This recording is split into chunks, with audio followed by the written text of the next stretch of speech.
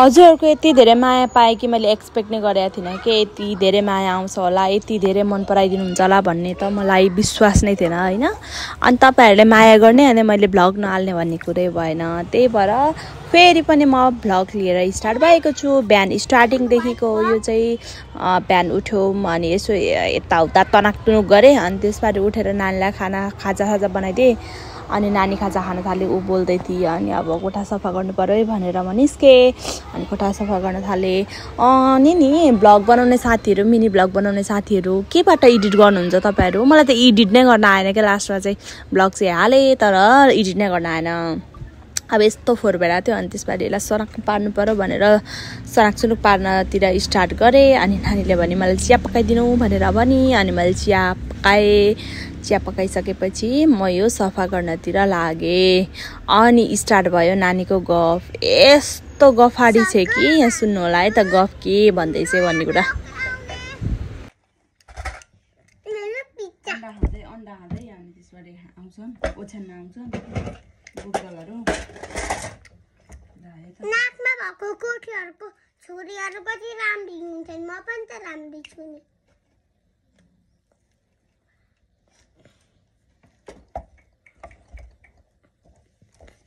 मैले टुटाको हैन मैले।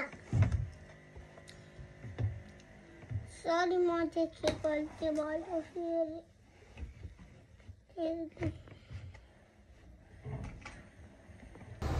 यति भएपछि अस्ति फोटो फुटाइदिएकी थिएँ क्या। अनि त्यसपछि चिया खाम भन्न थाली अनि चिया खायौँ हामीले आमा छोरी मिलेर चिया खायौँ। सबै खाइदिनु हुँदैछ तपाईले त भनेर भन्दै थिए अनि ऊ गफ लगाई थिए। मलाई एडिट नै गर्न आएन लास्टमा चाहिँ।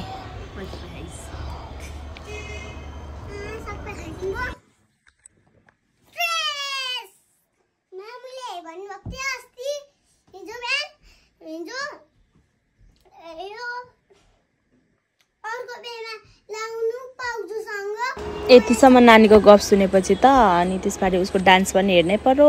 अनि मलाई अगाडि राखेर म साडी लाउँछु अनि तपाईँ हेरिदिनु र मेरो डान्स भनेर नाच्न थाली। अब कस्तो राम्रो भनिदिनै परेछ।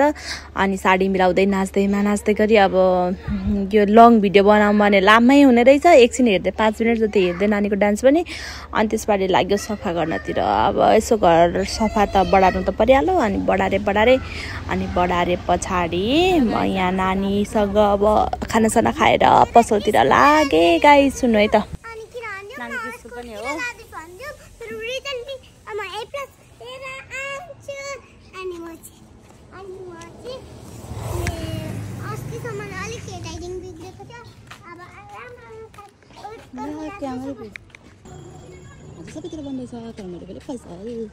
अनि त्यस पछाडि रिजल्ट दिन जान्छ अरे। अनि A+ आयो भने चाहिँ उसलाई चप्पल किनिदिनु अरे। अनि C+ आयो भने चाहिँ झापड हान्नु अरे। अनि त्यसपछि आलु किनिदिनु अरे। कस्तो कमेडी। अनि म पसल आइपुगेँ। पसल आएर सटर खोल्न सक्दिनँ एक त। अनि एकजना भाइलाई बोलाएर सटर खोल्न लगाएँ। अनि सटर खोल्न लगाएपछि अब टाकटाङ टुकटुङ त पार्नै पर्यो। अनि टाकटाक टुकटुक पारेर चाहिँ एउटा सटर उचालेर बाहिर लगेँ। अनि त्यहाँ राखेँ। अनि फेरि आएँ अनि फेरि अर्को पनि उचालेर लगेँ।